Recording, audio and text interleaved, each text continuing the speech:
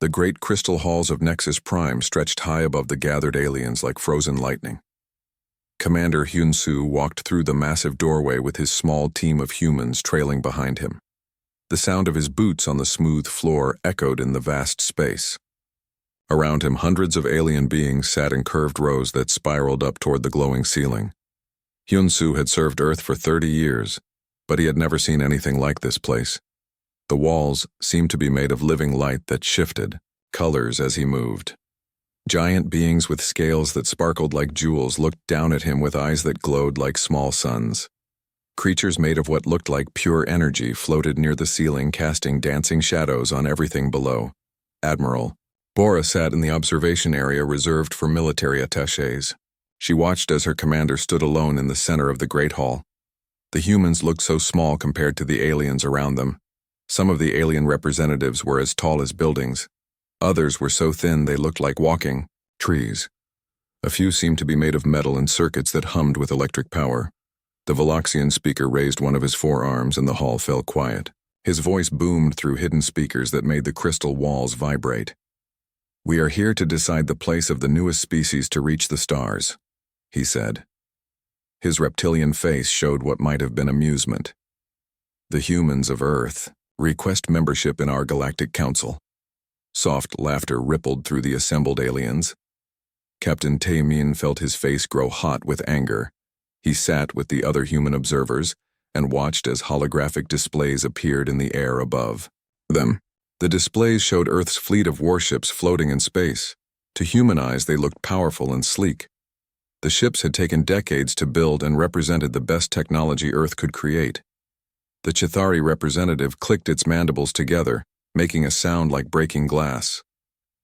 "Look at their vessels," it said through its translator device. "They still use metal hulls and chemical propulsion. How quaint." More laughter filled the hall. A luminary being that looked like a pillar of golden fire spoke next. Its voice sounded like music played on crystal bells. "Their weapons fire solid projectiles," it said. "We have not seen such primitive technology for 1,000 years." Hyun-soo stood perfectly still as the aliens discussed humanity, as if he were not there. His grandfather had been one of the first humans to leave Earth's solar system. His father had helped design the fusion drives that powered their ships. Now these ancient beings talked about human achievements like they were toys made by children. The holographic displays changed to show detailed scans of human weapons. Railguns that could punch holes through asteroids looked like simple metal tubes compared to the alien weapons shown beside them. Plasma cannons that could melt through any known armor appeared crude next to devices that seemed to bend light itself into destructive beams. A massive creature that looked like a living mountain of black stone spoke in a voice like grinding boulders. "Perhaps we should give them mining rights in the outer systems," it rumbled. "They seem suited for digging holes in rocks." The laughter grew louder. Some aliens made sounds that their translators could not convert into human speech. Captain Taemin gripped the arms of his chair so hard his knuckles turned white. Admiral Bora placed a hand on his shoulder to calm him, but her own jaw was clenched tight with controlled rage. Hyun-soo finally spoke. His voice carried clearly through the hall without any need for amplification. "The human species request fair consideration based on our achievements and potential," he said. "We have developed faster than light travel independently. We have established colonies on 12 worlds. Our technology may appear simple to you, but it is effective and reliable." The Veloxian speaker's scales shifted from green to bright yellow, which seemed to indicate amusement. "Effective for what?" it asked. "Shooting holes in space debris? Your most powerful warship could not damage the hull of our smallest patrol craft." A being that looked like a collection of floating silver spheres connected by energy beams pulsed, with different colors as it spoke. "Their fusion reactors produce less energy than our emergency power cells," it said. "Their shields could not stop a child's toy weapon from our worlds." The displays changed again to show a direct comparison. A human battleship that took 5 years to build was placed next to a Chithari destroyer. The alien ship was half the size, but the energy reading showed it had 50 times more power. Its weapons could fire continuous beams of pure energy, while human weapons needed time to reload between shots. Dr. So-Jin sat with the human scientific delegation and watched the humiliation of her species with growing anger. She had spent her life studying physics and engineering. She knew that human technology worked differently than alien systems, but that did not make it inferior. Human ships were built to last for decades and could be repaired with simple tools. Alien vessels might be more powerful, but they seemed to rely on technologies that required massive industrial bases to maintain. The Luminari representative gestured toward the human delegation with one limb made of flowing light. "They have not even discovered dimensional folding," it sang in its musical voice. "Their ships must push through normal space like swimmers moving through thick mud." "At least they have learned to swim," said a voice from the back of the hall. The comment came from a small gray being that had not spoken before. Some species never leave their birth worlds at all. The Veloxian speaker's eyes narrowed. "The Karani delegate will remain silent," it said sharply. "Your own species barely qualifies for council membership." Hyunsu noticed the exchange but kept his face blank. It seemed that humanity was not the only species that faced discrimination in this council of ancient beings. He filed the information away for later consideration. The debate continued for hours. Each alien species seemed eager to point out how primitive human technology appeared to them. They compared human achievements to things their own ancestors had built millions of years ago. Some spoke of weapons that could destroy entire star systems. Others mentioned ships that could travel between galaxies in the time it took human vessels to cross a single solar system. Admiral Bora listened to it all with growing certainty that this whole process was a show designed to humiliate humanity. The council had already decided what they would offer. This public hearing was just a way to make sure everyone understood how generous the older species were being to the newcomers. As the sun that lit Nexus Prime began to set, the Veloxian speaker called for a final vote. The results appeared instantly on the great display screens that covered the walls. Every species had voted the same way. "The Galactic Council hereby grants humanity membership with the following restrictions," the speaker announced. "Human vessels may travel freely in the outer rim territories beyond the spiral arms of the galaxy. You may establish colonies on any unoccupied worlds in those regions. You may trade with other species at designated border stations. You may not enter the core systems without special permits that must be approved by this council." The speaker paused and looked directly at Hyunsu. "You will find the outer rim suitable for a species still learning its place among the stars," it said. "The worlds there have adequate resources for mining and basic agriculture. When your technology advances sufficiently, you may petition for expanded privileges." Hyunsu bowed slightly in acknowledgement. His voice remained steady as he spoke. "Humanity accepts the terms offered by the council," he said. "We thank you for your consideration." As the human delegation filed out of the Great Hall, Captain Tae-min walked beside his commander. "Sir," he said quietly, "they gave us the worst systems in the galaxy. The outer rim is where they send species they want to forget about." Hyunsu nodded, but did not reply until they were outside the crystal building. The alien city stretched, around them filled with towers that twisted up into the clouds and vehicles that flew without any visible means of propulsion. Everything here reminded the humans how far behind they were in the great race of galactic civilization. "Let them laugh," Hyunsu said finally. "We will build what we need with what they have given us. Humanity has always found a way to survive and grow stronger. This will be no different." Admiral Bora joined them as they walked toward their shuttle. The small human craft looked rough and primitive sitting beside the smooth alien vehicles around it. "The outer rim systems were surveyed centuries ago," she said. "Most are considered worthless by galactic standards. No rare elements, no habitable worlds, no strategic value." "Then they will not be watching us very closely," Hyunsu replied. "That may be the greatest gift they have given us."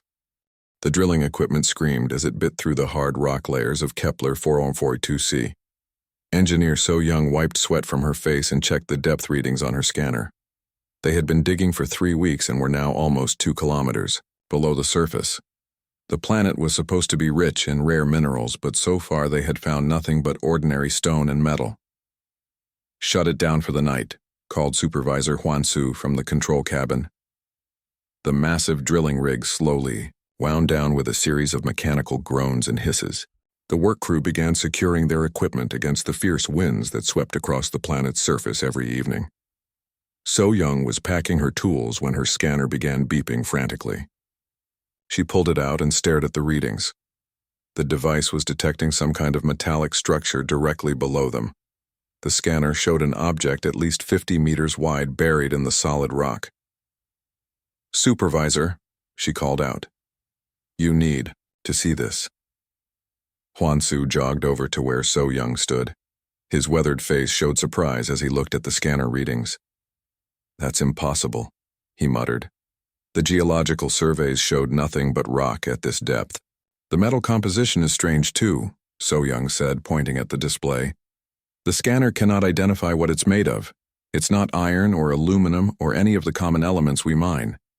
Within an hour, the worksite was buzzing with activity. The drill supervisor had called the colonial administrator, who had immediately contacted Earth Command. Dr. Min Ho arrived on the first transport the next morning with a full archaeological team and enough equipment to conduct a proper excavation. Kitakio. Doctor was a small man with gray hair and thick glasses who had spent his life studying ancient civilizations. He stood at the edge of the drill site and looked down into the deep hole they had carved in the rock. "Whatever is down there has been buried for a very long time," he said. "The rock layers show this area has been undisturbed for millions of years." "Could it be natural?" asked Administrator Eugene. "Some kind of unusual mineral formation?" Min Ho shook his head as he studied the scanner readings. "The shape is too regular, and the material is definitely artificial.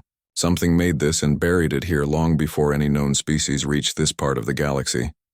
The excavation took 2 weeks. Instead of using the heavy drilling equipment, they carefully removed rock and dirt with smaller tools. Each layer was photographed and cataloged before being set aside. So Young worked alongside the archaeologists and felt her excitement growing as more of the buried structure was revealed. The first glimpse of the actual object left everyone speechless. The metal surface that emerged from the rock was dark gray and completely smooth. It reflected light in a way that hurt to look at directly. When Min Ho touched it with his gloved hand, the material felt warm despite being buried in cold rock for eons. "The metal is definitely artificial," announced Dr. Hayrin after running tests with her portable laboratory. "But it contains elements I have never seen before. Some of these atomic structures should not be stable according to our understanding of physics." As more of the structure was uncovered, it became clear they had found something extraordinary. The object was not just a piece of metal, but part of something much larger. The smooth surface continued down at angles that suggested they were looking at the hull of some kind of vessel. Commander Jaehua arrived from Earth 3 days later, with a team of military engineers and xenoarchaeologists. She was a tall woman with short black hair and the kind of calm confidence that came from years of commanding dangerous missions. She stood at the excavation site and studied the exposed section of hull with experienced eyes. "How big is it?" she asked Min Ho. The archaeologist consulted his notes and measurements. "Based on what we have uncovered so far, we estimate the complete structure is at least 3 kilometers long and perhaps 1 kilometer wide. It appears to be some kind of ship or vessel." "Built by whom?" Jaehua asked. "The Galactic Council records show no advanced species ever lived in this system." "That's the mystery," Min Ho replied. "This predates any known civilization in this region of space. The rock layers indicate it has been here for at least 10 million years. The excavation expanded as more equipment and personnel arrived from other human colonies. Within a month, they had exposed enough of the hull to locate what appeared to be an airlock or entrance. The door was circular and made of the same strange metal as the rest of the structure. No amount of scanning could penetrate it to see what lay inside. Engineer Tae-hyun spent days trying to figure out how to open the door. There were no visible controls or mechanisms. The surface was completely smooth without even a seam to show where the door met the hull. "It's like the entire section was formed from a single piece of material," he said. Dr. Soo-jin joined the team to study the door's unusual properties. She was a specialist in xenoarchaeology who had worked with alien artifacts before. But this was unlike anything she had ever encountered. "The material seems to respond to electromagnetic fields," she reported. "When I scan it with different frequencies, it changes temperature slightly." The breakthrough came when So Young accidentally cut her hand on a sharp piece of excavated rock. A drop of her blood landed on the door's surface, and immediately the metal began to glow with soft blue light. Everyone stepped back as the massive door slowly rotated open, revealing a dark passage beyond. "Human DNA," whispered Sujin as she stared at her scanner readings. The door recognized human genetic material. Commander Hua ordered portable lights and breathing equipment brought up from the base camp. "We go in slowly and carefully," she told her team. "Full environmental suits and constant radio contact." The passage beyond the door was huge. The ceiling arched high above their heads and the walls curved away into darkness. Their lights revealed smooth surfaces covered with patterns that might have been writing or decorative designs. The air inside was breathable but stale, as if it had been trapped for millennia. "The construction style," said Minho as he examined the walls. "Look at these support beams and the way the passages connect. This follows human engineering principles, but taken to an extreme we have never achieved." They walked deeper into the structure, following a main corridor that stretched ahead of them like a tunnel through a mountain. Side passages branched off in all directions, leading to chambers and compartments whose purposes they could only guess at. The scale of everything was enormous, as if the builders had designed it for giants. "This is a warship," said Commander Jehua after they had explored for several hours. "Look at these rooms. That one is clearly a weapons control center. This area has the layout of crew quarters. Those chambers we passed earlier were probably ammunition storage." "But who built it?" asked Tae-hyun. "And why does it respond to human DNA?" They found their first clue in what appeared to be the ship's central command center. The room was vast, with walls covered in dark screens and control panels. In the center stood a raised platform with what looked like a captain's chair, sized for someone much larger than any human. Dr. Soo-jin was examining the control panels when her scanner detected active electronics within the ship's systems. "Something is still running," she said. "There are power readings throughout this section." As if responding to her words, lights began coming on throughout the command center. The dark screens flickered to life, showing displays covered with symbols and writing. Some of the symbols looked almost familiar, as if they were related to human writing systems but evolved over vast periods of time. A voice spoke from hidden speakers, filling the command center with words in a language that sounded like ancient Korean, mixed with dialects none of them recognized. The team stood frozen as the ship's systems continued to activate around them. Commander Jehua activated her radio to contact the base camp. "This is the exploration team," she said. "We have discovered an active alien vessel with functioning systems. The ship appears to be responding to our presence." The voice from the speakers paused and then spoke again. This time some of the words were clearly recognizable. "Descendants," it said in accented Korean. "You have returned."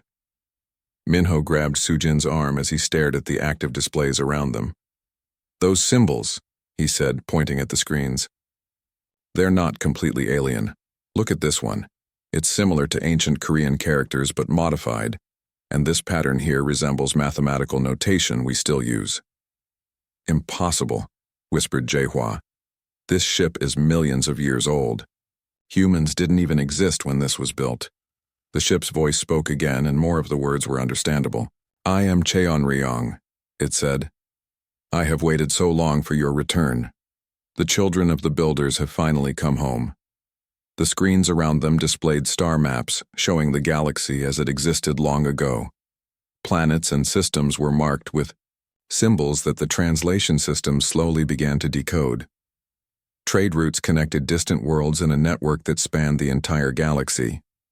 At the center of it all was a small blue world that looked exactly like Earth.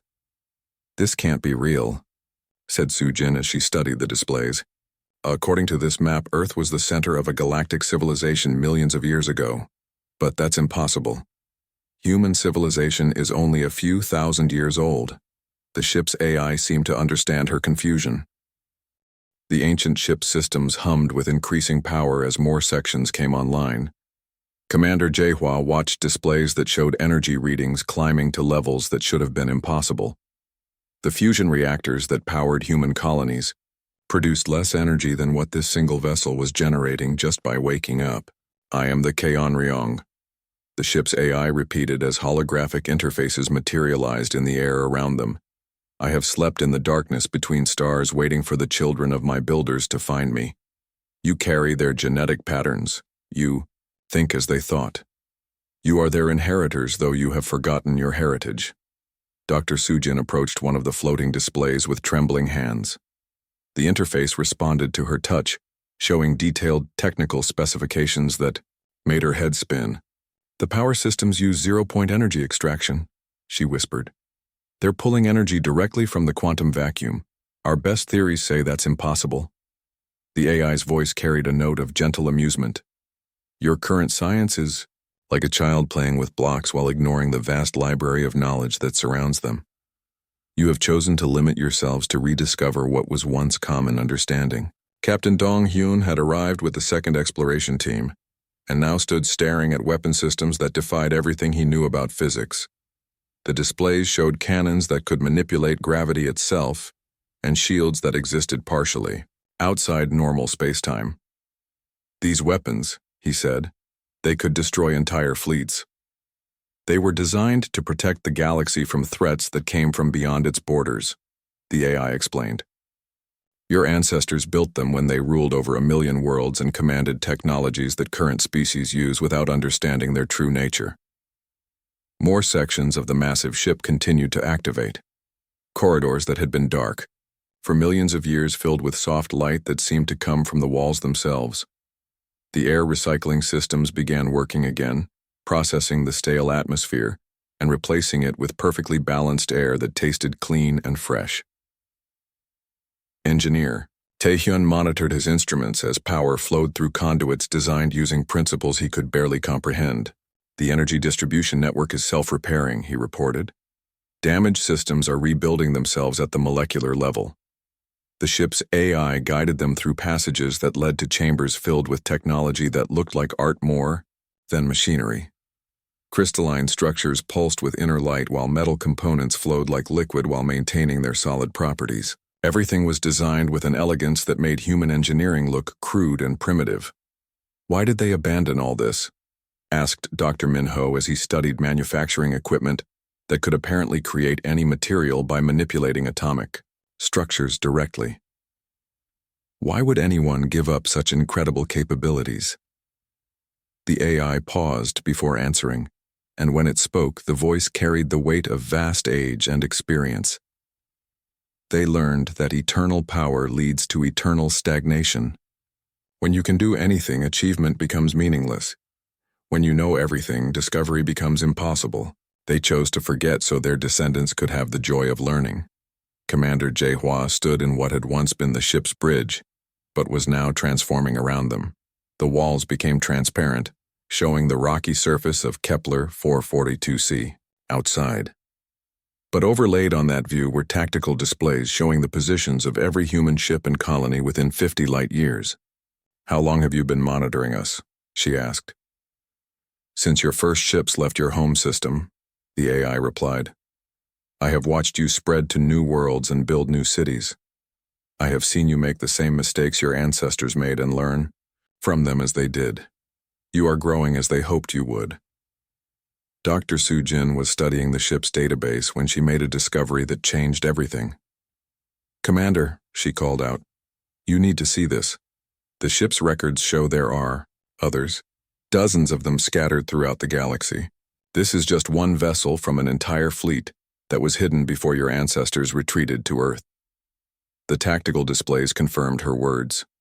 Red markers appeared on the star map showing the locations of similar vessels buried on worlds throughout human space. Some were hidden in asteroid fields.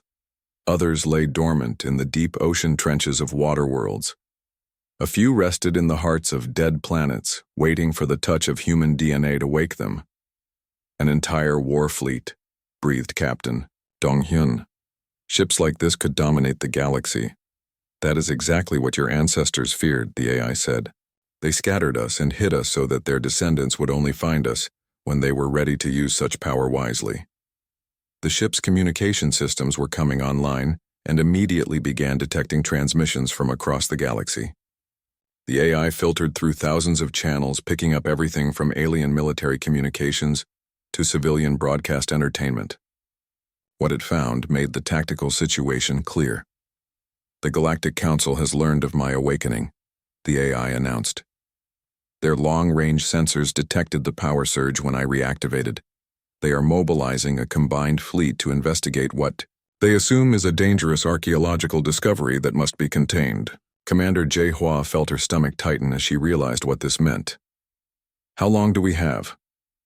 "Their fastest ships will arrive in approximately 6 days. The combined fleet will include vessels from 12 different species totaling over 300 warships. They believe overwhelming force will be sufficient to deal with whatever primitive human weapon they think you have uncovered." The bridge displays showed detailed information about the approaching alien fleet. Veloxian dreadnoughts with plasma cannons that could vaporize asteroids. Chitauri swarm ships designed to overwhelm enemies with sheer numbers. Luminary vessels that used weaponized light to cut through any known armor. Together they represented the most powerful military force ever assembled by the current galactic powers. "We have to warn Earth Command," said HFY, reaching for her communicator. "That will not be necessary," the AI replied. "I am already in contact with the other awakening vessels. Your people will be informed through appropriate channels, but first there is something you must understand about the nature of the species that now rule the galaxy." New displays appeared showing detailed analyses of alien technology. The ship's advanced sensors had been studying every transmission and energy signature from the approaching fleet. What they revealed was shocking. The weapons they carry were originally designed by your ancestors, the AI explained. The plasma cannons, the energy shields, the faster-than-light drives. All of these technologies are degraded copies of systems your ancestors shared with younger species before they withdrew from galactic affairs. Dr. Sujin stared at the technical comparisons in amazement. "They're using our own technology against us, but they don't understand how it really works." "Precisely. They know how to build and operate these devices, but they lack the fundamental understanding of the principles involved. It is like children playing with tools their parents left behind. The tools work, but the children do not understand why." "Captain," Dong-hyun studied the tactical projections with growing excitement. "That means their weapons have weaknesses they don't even know about. Every system they possess is flawed because they copied the designs without understanding the underlying science. Your ancestors deliberately gave them incomplete knowledge to prevent them from becoming too dangerous. What they received was sufficient for peaceful development, but inadequate for true warfare." The AI began demonstrating the ship's own capabilities. As more weapon systems came online, particle beams that could disrupt matter at the quantum level emerged from hidden ports. Defensive fields that operated in 11 dimensions flickered into existence around the vessel. The ship's hull began shifting and reconfiguring as armor plating thicker than a human building materialized from what had seemed like empty space. "How is that possible?" asked Engineer Tae-hyun as he watched metal flow like water before hardening into crystalline structures stronger than any known material. "Your ancestors mastered the manipulation of matter and energy at levels your current science considers theoretical. They built these ships to protect the galaxy from external threats. The species that now call themselves the Galactic Powers are the equivalent of children playing in a sandbox built by their elders." Commander HFY realized that humanity was about to face a choice that would determine their future relationship with the galaxy. The aliens are coming here to destroy what they think is a dangerous human weapon. When they see what this ship can really do, they'll realize that everything they believe about galactic history is wrong. "Yes," the AI agreed. "They will learn that the species they have mocked and relegated to the outer rim are the inheritors of the civilization that created their entire way of life. The question is what humanity will do with that knowledge." The ship's manufacturing systems were already at work, creating supplies and equipment for the human team. Food that tasted better than anything they had ever eaten materialized from devices that rearranged basic elements into complex organic compounds. Clothing appeared that was more comfortable and durable than the best human textiles while regulating temperature perfectly. The combined alien fleet dropped out of faster-than-light travel at the edge of the Kepler 442 system like a swarm of angry insects. 300 ships spread out in attack formation with their weapons powered and shields raised. The fleet commanders had expected to find a primitive human outpost with perhaps a dangerous alien artifact that needed to be secured or destroyed. What they found instead was the Keonryung floating serenely in orbit around the planet like a small moon made of dark metal. The ancient ship dwarfed even the largest alien dreadnoughts. Its hull stretched for kilometers in every direction and bristled with weapon systems that the alien sensors could not identify or classify. Admiral Kyung-min stood on the bridge of the awakened vessel, watching the alien fleet through displays that showed him far more than any human sensor could reveal. The ship's consciousness allowed him to perceive each enemy vessel as if he were standing on their bridges. He could see the confusion and growing fear on alien faces as they realized they were not facing what they had expected. "They are trying to scan us," reported the ship's AI with something that sounded like amusement. "Their sensors cannot penetrate our hull. They have never encountered technology that exists partially outside their understanding of physics." The Valoxian Fleet Admiral was the first to attempt communication. His scaled face appeared on screens throughout the human ship as he transmitted on all standard frequencies. "Unknown vessel," he said in the common galactic trade language. "You are in violation of Galactic Council regulations by possessing weapons of mass destruction. Power down your systems and prepare to be boarded." Kyungmin looked at the displays showing the alien fleet.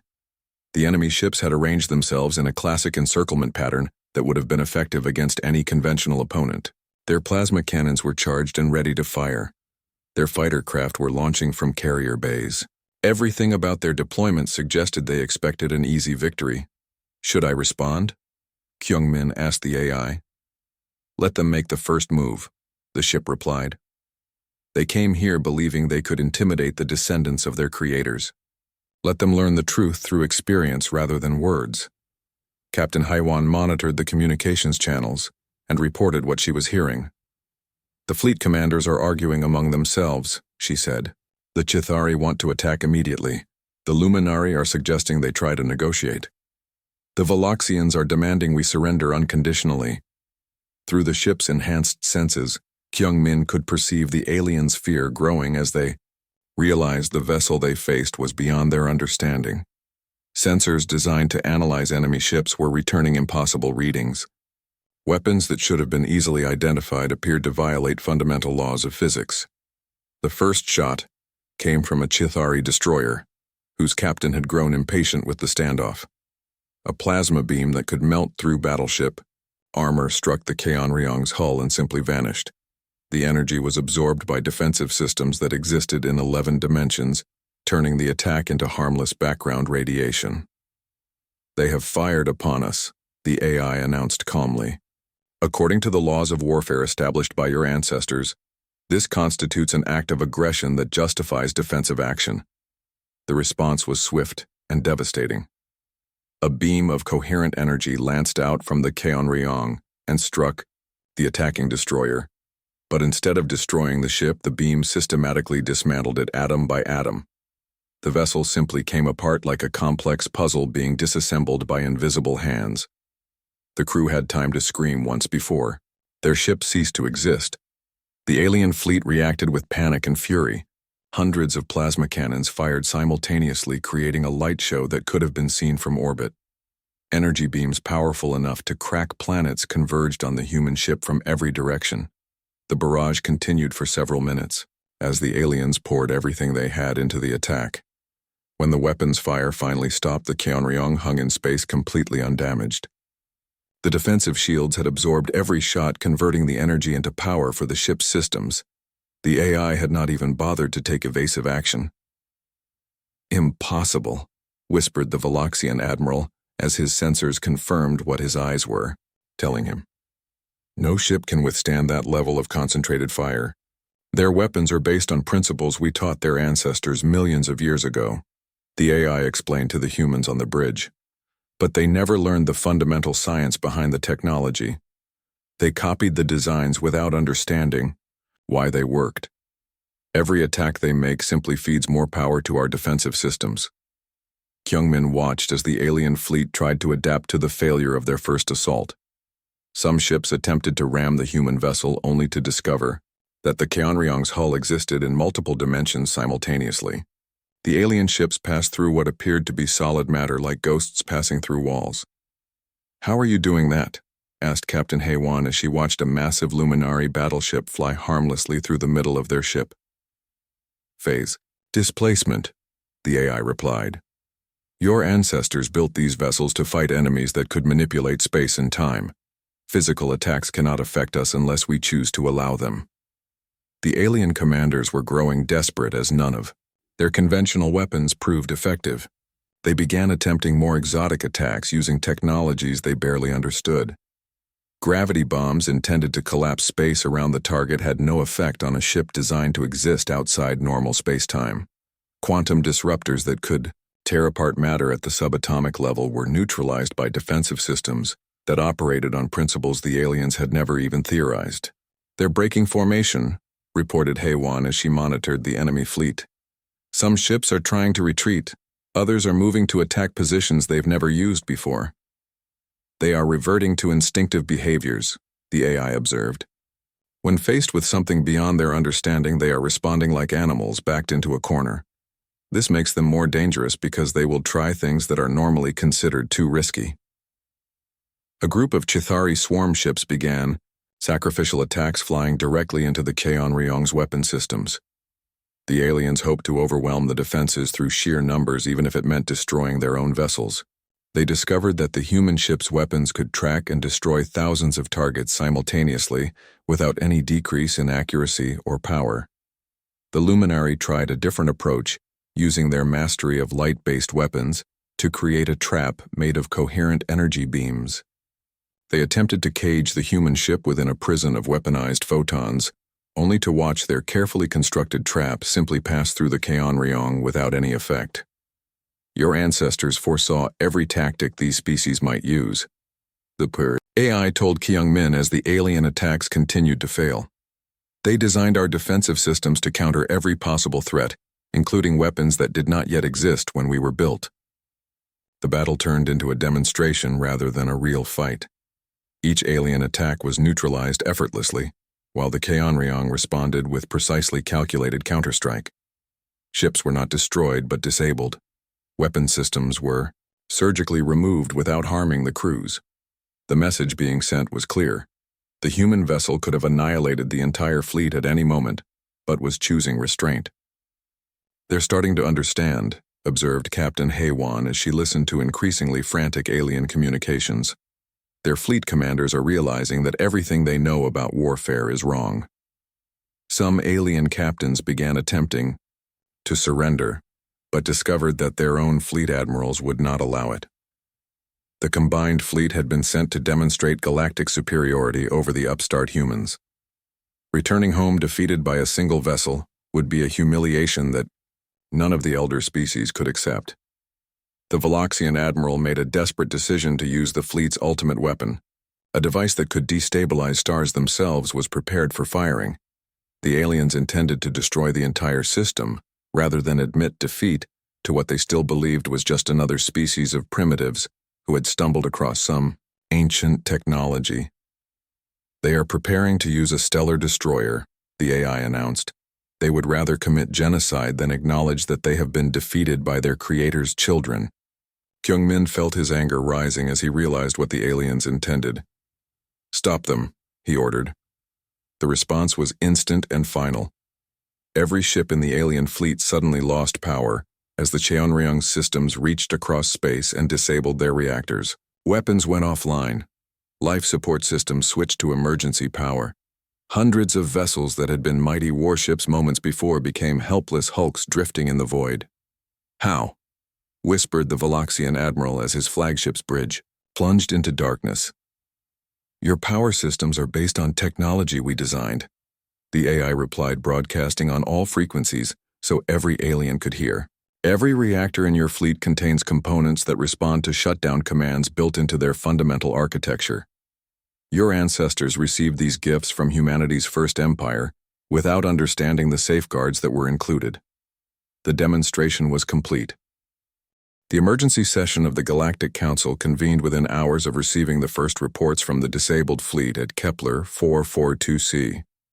Representatives from dozens of species gathered in the crystal halls of Nexus Prime, but this time, the atmosphere was very different from the confident mockery that had greeted humanity's first appearance. President Chang Wu stood before the assembled aliens, but he was no longer the humble petitioner asking for scraps from the galactic table. Behind him, holographic displays showed images transmitted directly from the Keonryong sensors. The ancient human warship hung in space like a dark monument to forgotten power, while the remains of the combined fleet drifted around it like broken toys. "You offered us the outer rim systems," Chang Wu said in a voice that carried easily through the vast chamber. "You told us we were primitives who needed to learn our place among the stars. You were correct about one thing. We are primitives compared to what we once were." The Veloxian representative's scales had lost their usual bright coloration and now showed the dull gray of fear and shock. "This is some kind of deception," he said, but his voice lacked conviction. "Humans cannot possess technology that advanced. Your own ships use fusion drives and projectile weapons." "Because we chose to limit ourselves," Chang Wu replied. "Our ancestors decided that true growth required starting over from the beginning. They gave up an empire that spanned the galaxy to become children again, so their descendants could learn wisdom along with power." Admiral Sun He appeared on the communication screens as her image was transmitted from the bridge of another awakened vessel. The Baiko had emerged from its hiding place in an asteroid field near the human colony of New Sol. Its systems were coming online, just as the Cheonryong had done, revealing another ship of impossible size and capability. "The Galactic Council is receiving surrender offers from 17 different species," Sun He reported. "Their fleets are standing down and requesting negotiations for new diplomatic arrangements. They have realized that continuing to oppose humanity would be futile." The Chithari delegate clicked its mandibles nervously as it studied the tactical displays showing human vessels awakening throughout the galaxy. Red markers appeared on star charts indicating the positions of ships that had slept for millions of years waiting for the right moment to return. Each marker represented a vessel capable of defeating entire fleets. "How many ships do you have?" asked the luminary representative in a voice like crystal chimes touched by wind. "Enough," Chang Wu replied simply. "Our ancestors scattered a full war fleet before they retreated to Earth. Every major system in what you call human space contains at least one vessel. Some systems have more." Dr. Yuri transmitted additional data from the research teams that were now working with multiple awakened ships. The information showed technological capabilities that made current galactic science look like primitive, fumbling. Weapons that could manipulate the fundamental forces of physics. Defensive systems that existed partially outside normal spacetime.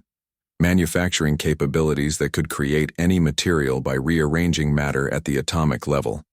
"Your power generation systems are based on designs we shared with your ancestors," Yuri explained to the assembled aliens. "Your faster-than-light drives use principles we taught them. Your plasma weapons are simplified versions of technologies we considered obsolete millions of years ago." The assembled representatives sat in stunned silence as they absorbed the implications. Every advancement their civilizations had made over thousands of years was based on gifts from humanity's forgotten empire. They were not the advanced species ruling over primitive newcomers. They were the children playing with toys their parents had left behind. A small gray representative from the Karani species spoke up from the back of the assembly. "If your ancestors possessed such power, why did they give it up? Why did they choose to become weak?" Chang Wu paused before answering, and when he spoke, his voice carried the wisdom that came from understanding choices made across vast spans of time. "Because they learned that eternal power leads to eternal stagnation. When you can do anything, achievement becomes meaningless. When you control everything, growth becomes impossible. They chose to forget their strength so their children could discover the joy of becoming strong." The ship's AIs had been monitoring galactic communications and reported that the news was spreading faster than the speed of light itself. Species that had never heard of humans were suddenly receiving data about an ancient empire that had shaped the development of the entire galaxy. Worlds that had believed themselves to be the centers of advanced civilization were learning that they were actually frontier settlements built with borrowed technology. "What do you want from us?" asked the Veloxian representative. His voice was barely above a whisper, and his proud bearing had been replaced by the posture of a defeated supplicant. "The same thing our ancestors wanted," Changwu replied. "To see the younger species grow and develop into something worthy of the gifts they were given. You have had millions of years to advance beyond the technologies you inherited, but instead, you have stagnated. You use tools without understanding them and call that progress." Admiral Sun Hee's voice came through the communication system as she reported on developments throughout human space. "We are receiving requests for technological assistance from 43 different species. They want to learn the principles behind the systems they have been using. They are asking for teachers rather than masters." The offer surprised many of the alien representatives who had expected the awakened humans to demand tribute or submission. Instead, humanity was offering to share knowledge and help the younger species finally understand the technologies their civilizations depended on. "Why would you help us?" asked the Chitauri delegate. "We mocked your achievements and banished you to worthless systems. We treated you like primitives unworthy of respect. Because that is exactly what our ancestors hoped we would learn to do," Changwu explained. "They wanted their descendants to develop wisdom along with power. The ability to help those who have wronged you is a sign of true strength." Commander Kyungmin transmitted from the Cheonryong with updates on the disabled fleet. The ancient ship systems had been repairing the alien vessels and restoring their power.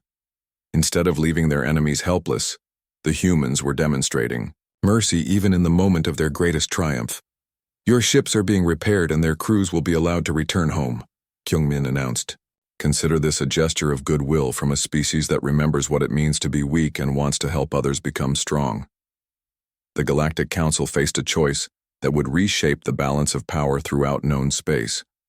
They could accept humanity as the returning elder species and request guidance in advancing their civilizations, or they could continue to resist and face the consequences of opposing the inheritors of the galaxy's true creators. The vote was unanimous. Every species represented in the Council formally recognized humanity's status as the senior galactic civilization. They requested teachers and advisors to help them finally understand the technologies they had been using without comprehension. They offered their resources and knowledge in return for guidance in advancing beyond their current limitations. President Changwu accepted their offer, but with conditions that surprised everyone. "We will share our knowledge freely, but we will not rule over you. Our ancestors learned that controlling others prevents both the rulers and the ruled from growing. We offer partnership, not domination." Dr. So-young transmitted from Kepler 442c, where teams were now studying dozens of awakened vessels. The ships were sharing their databases, freely revealing technologies that could solve every major problem facing galactic civilization. Unlimited, clean energy, instantaneous transportation between stars, medical knowledge that could extend lifespans indefinitely, manufacturing systems that could eliminate scarcity forever. "The question is not whether we can give you these capabilities," So-young explained. "The question is whether you are ready to use them wisely. Power without wisdom destroyed civilizations before our ancestors learned to limit themselves. The galaxy was entering a new age. Species that had believed themselves to be the pinnacle of development were learning that they were actually students, whose teachers had finally returned. The technologies they had depended on for millennia were revealed to be training tools designed to prepare them for greater responsibilities. Admiral Sun Hee coordinated the deployment of awakened vessels throughout human space as more ships came online every day. Each vessel carried the accumulated knowledge of humanity's first empire, along with the wisdom gained through voluntary limitation. They offered not conquest, but cooperation. Not subjugation, but partnership in building something greater than any single species could achieve alone. Our ancestors chose to step back from power so their descendants could learn to use it properly, Changwu said as he concluded his address to the Galactic Council. They scattered us among the stars, and gave us the gift of temporary weakness, so we could develop the strength of character to match our technological capabilities. The crystal halls of Nexus Prime no longer echoed with the laughter of species mocking human limitations.